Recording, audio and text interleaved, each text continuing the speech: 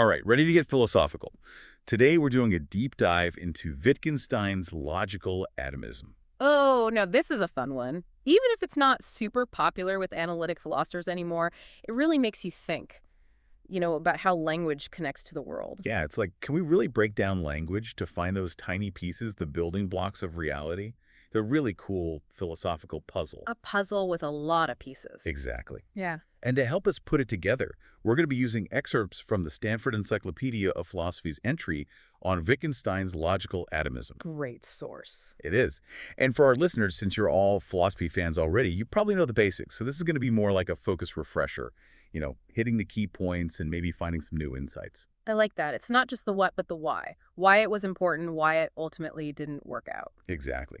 So to get us started, what's the basic idea behind logical atomism? The core idea is that any statement, no matter how complex it seems, can be broken down into these super simple fundamental parts. Like the most basic building blocks of meaning. Exactly. And for Wittgenstein, these were basically names. Names that corresponded to the simplest elements of reality, which he called objects. So each name is a label for a piece of reality. And by putting them together, we can build a picture of the world. You got it. Okay, but this is the part that always gets me. What exactly can be considered one of these simple objects? Yeah, that's where things get interesting. There was a lot of debate about what qualifies. Some philosophers thought that objects had to be physical things. Others argued for abstract concepts, like properties or relations. So blue could be an object, not just the name of a color. Right, exactly. Oh, And Wittgenstein even went further. In his notebooks, he suggests that maybe those points in our visual field, like how a star looks, could be considered objects. hold on. So my visual experience is like built from these fundamental blocks of reality. That's kind of trippy. Yeah, it really pushes the boundaries of how we think about perception and reality. But like I said earlier, we'll see that he changed his mind about this later on. Interesting. Okay, so we've got these names pointing to potentially mind-blowing objects. How do we get from that to the more complex statements we use every day? Well, that's where linguistic atomism comes in. Wittgenstein thought every statement ultimately could be broken down into sentences with just names. Okay, like a recipe then. Every complex dish can be reduced to its simple ingredients. Perfect analogy. So it's not just that reality is made up of these simple objects, it's that language reflects that same structure. So language is like a mirror of reality then. Precisely. And this is where Russell's work really influenced Wittgenstein, particularly his theory of descriptions, how it tried to analyze things like the present King of France. So they were both trying to get the most basic level of meaning, stripping away the ambiguity. Exactly. Wittgenstein believed that if we could analyze language completely, we wouldn't even need to talk about existence directly. The name being there in the fully analyzed sentence would show that it exists. That's pretty elegant, but it makes me wonder, if we're talking about existence, does that mean we have to talk about reality too? The foundation on which these objects exist. You're right on track. And that brings us to the metaphysical side of logical atomism. That's where it gets really interesting. All right, let's jump into that then. What did Wittgenstein say about the nature of reality itself? So when we talk about the foundation of reality, we're basically asking, what is there? What must there be? And for Wittgenstein, this comes down to the concept of substance. Substance. That's a word philosophers have been debating for a long time. What did Wittgenstein mean by that? He was inspired by Kant, who saw substance as something that persists through time. But Wittgenstein, he takes it a step further. I bet he connects it to his idea of objects. Exactly. For Wittgenstein, substance isn't just about lasting through time, but through all possible worlds. So think about every way the world could be. Every alternative reality substance is what stays the same across all those possibilities.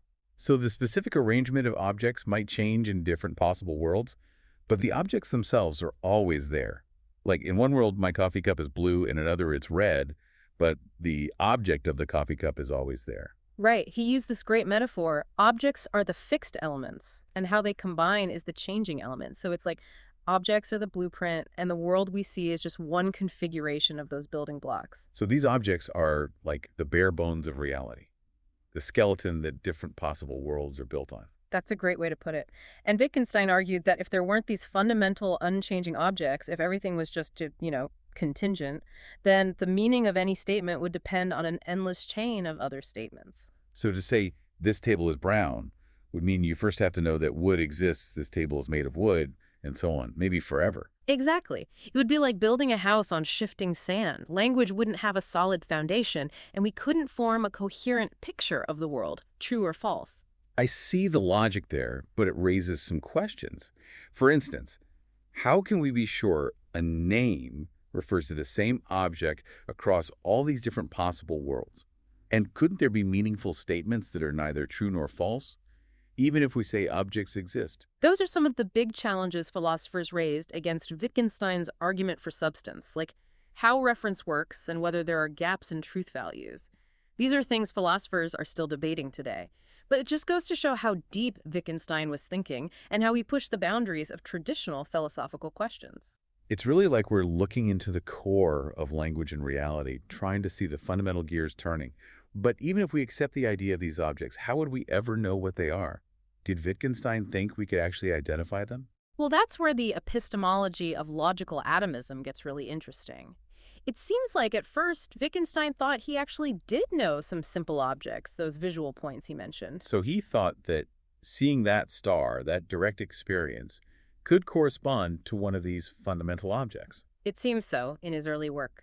But later, he suggests that figuring out specific simple objects, that's not the job of a logician. That's something for empirical investigation to handle. So it's not just like armchair philosophy. We'd have to go out in the world and find these objects. Not quite. Remember, Wittgenstein's not talking about what's physically possible, just what's metaphysically possible. He still thought that logical analysis would ultimately reveal the nature of these objects. By breaking down language, the objects would reveal themselves. Okay, so back to the recipe analogy then. By carefully analyzing language, we get down to those basic ingredients. Yes. But there's a twist. Wittgenstein later realized this idea of discovering objects through analysis had a fundamental flaw. He had made a mistake. Ooh, a philosophical plot twist. What was the mistake? And how did it affect the whole idea of logical atomism? Okay, so what was this mistake? Did Wittgenstein just give up and say, well, language is just too messy? Not exactly, but it was a pretty big shift in his thinking. He realized he had been thinking of logical analysis like it was chemical analysis. Okay, I'm listening. Tell me more about that. Well, he initially thought you could analyze language like you break down a substance in the lab, separate it into its pure elements, the atoms of meaning. But then he realized that analogy doesn't really work. So language isn't like some chemical compound with a fixed formula. It's not just about combining the right ingredients. Exactly. And one of the big things that made him realize this was the color exclusion problem. The color exclusion problem. All right, tell me more about that. What is it, and why was it a problem for logical atomism? Okay, so imagine these two statements. This spot is blue and this spot is red. We all know they can't both be true, right? The colors exclude each other. Right, like basic color theory. One spot can't be blue and red at the same time. Exactly. But the question is, can we explain this as a logical contradiction? Wittgenstein first thought we could. He figured that if we analyzed the statements further, we would find some kind of hidden inconsistency. So he was looking for a way to show that the idea of a spot being both blue and red is just, like, logically impossible. Yeah, but as he thought more about it, he started to doubt it. He realized some things like the differences between shades of colors, maybe they aren't reducible to simple logic. It's almost like the exclusion comes from the nature of color itself, not some hidden contradiction in language. So it's more like the world itself, the reality of color, is what sets the limits of what's possible. And those limits go beyond just the rules of logic. Yeah, I think that's a good way to put it. And this was a turning point for Wittgenstein. It made him really rethink the relationship between language and reality and realize the limits of what logical analysis could do. So the color exclusion problem was a crack in the foundation of logical atomism. Were there other problems that led to Wittgenstein abandoning it? Yeah, another big one was the problem of generality. Dealing with statements that use words like all or some. Like everything in this room has a hat. Ah, yes, the quantifiers. Those always seem to cause trouble. How did Wittgenstein approach them initially? Well, his first instinct was to analyze these statements as just super long conjunctions or disjunctions. So you break down everything in this room is wearing a hat. And Oh, yeah? you have a hat, and I have a hat, and that chair has a hat, and so on for every single thing. Yep, that was the idea. But he realized pretty quickly that this just doesn't work, especially when you have infinitely many things. Yeah, then you'd be listing things forever. Like a to-do list you could never finish. Exactly. He basically realized that he had confused a sum with the limit of a sum. He was trying to use a finite way of analyzing an infinite concept, and it just wasn't going to work. He even compared it to treating a general statement like it's a finished product when it's really more like an ongoing process. So the problem of generality kind of highlights a deeper problem with logical atomism then. Like the idea that we could totally analyze any statement no matter how complex, that turns out to be a lot trickier than it seems. Oh, yeah, for sure. Wittgenstein realized that he had been too quick to assume that language perfectly mirrored reality in this really neat way. He came to see that language is a lot more fluid and contextual than that. Wow, what a journey. We started with this idea of breaking down language into its basic pieces and ended up questioning the nature of meaning, reality, and how we make sense of the world. So for our listeners who've been on this deep dive with us, what did you say are the big takeaways from Wittgenstein's struggles with logical atomism? I think a big takeaway is that even really brilliant philosophical ideas can be challenged, they can change. It's a good reminder to approach these questions with a critical eye and, with some humility. It's true. It's not about getting to the right answer. It's more about always questioning, exploring, and being open to different ways of thinking. Absolutely. And I think Wittgenstein's journey shows how important it is to pay attention to how language actually works. It's not just a tool to represent reality, it's a complex system with its own logic, its own limitations. Well said. And for our listeners who want to learn more, I recommend checking out the full Stanford Encyclopedia of Philosophy entry on Wittgenstein's logical atomism. And of course, there's nothing like reading Wittgenstein himself, the Tractatus, where he first explores these ideas. It's definitely a challenging read, but it's so rewarding. It makes you think about language and reality in totally new ways. It really does. So until next time, keep questioning, keep exploring, and keep diving deep.